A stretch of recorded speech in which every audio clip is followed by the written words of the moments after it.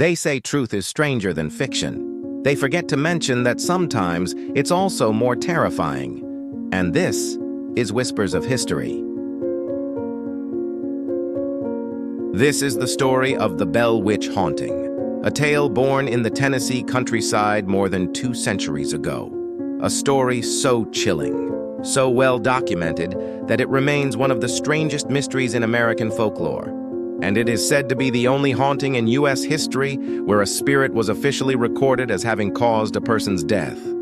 So, sit back, dim the lights, and let's step into the dark woods of early 19th century Tennessee, where the Bell family once lived, and where something far more terrifying than wolves or wild men awaited them. Our story begins in the year 1804, when John Bell, a farmer from North Carolina, moved his family to the Red River area of Robertson County, Tennessee. The land was fertile, the fields lush, and for a time, life was good. John and his wife Lucy raised 9 children in a modest farmhouse. They became respected members of the community.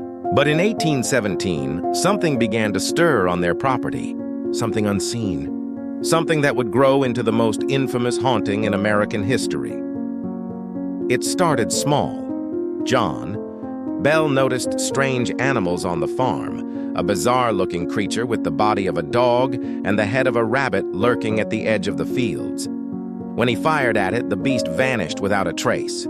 Soon, knocking sounds echoed on the walls of the Bell house. Scratching, clawing noises came from inside the walls, though no rats were found. At night, the children's blankets were pulled from their beds. Something invisible tugged at their hair. Fear crept into the Bell home, but this was only the beginning. As weeks turned into months, the disturbances grew stronger. The unseen force developed a voice. First whispers, then a woman's tone, sharp and mocking. It sang hymns. It quoted scripture. It laughed cruelly. And soon it began to speak in full conversation. The spirit claimed to be Kate Batts, a local woman rumored to dabble in witchcraft who supposedly held a grudge against John Bell over a land dispute. Whether or not this was true, the entity was quickly nicknamed the Bell Witch. The Bell Witch made life a nightmare for the family. The furniture shook violently. Dishes flew across the room. Heavy stones rained down on the house. But the spirit seemed to reserve its deepest hatred for 2 people. John Bell, the father, whom it vowed to kill, and his young daughter Betsy, whom it tormented relentlessly, slapping, pinching, and leaving her bruised. When Betsy became engaged to a local man named Joshua Gardner, the witch's wrath intensified. It shrieked at her, forbidding the marriage. Under the relentless torment, Betsy eventually broke off the engagement. The Bell Witch had destroyed her happiness.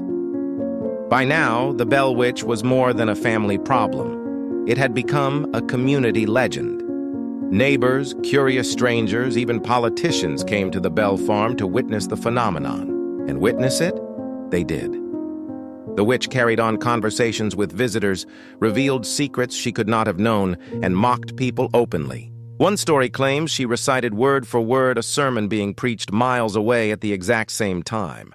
Even Andrew Jackson, future president of the United States, is said to have visited the Bells in 1819. His party was reportedly so shaken by the witch's antics that they fled before morning. But the witch had made a promise, and she intended to keep it. For years, she tormented John Bell with threats, calling him Old Jack and swearing she would end his life. On December 20th, 1820, John Bell was found lifeless in his bed. Beside him, a strange vial of dark liquid was discovered. No one in the family recognized it. When John's son tried to test the liquid on a cat, the animal died instantly. Then the witch's voice rang out through the house. "I gave old Jack a dose of that last night. He'll never get up again." The Bell Witch had claimed its victim. John Bell was buried in the family cemetery. Mourners reported hearing eerie laughter ringing out from the trees as they laid him to rest. After his death, the witch's activity lessened. By 1821, it declared it was leaving, though it promised to return in 7 years. And according to some accounts, it did.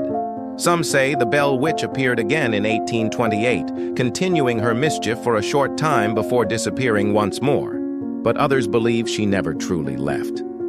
Today, the legend of the Bell Witch lives on in Tennessee. The old Bell Farm is long gone, but the Bell Witch Cave, said to be one of her haunts, still attracts visitors. Locals warn against mocking the witch, claiming that those who disrespect her may find themselves cursed. Skeptics dismiss the story as folklore, an exaggerated tale passed down through generations. But the sheer number of witnesses, neighbors, friends, and even respected community leaders has kept the mystery alive. Was it truly a witch? A restless spirit? Or mass hysteria born from fear and superstition? We may never know for sure.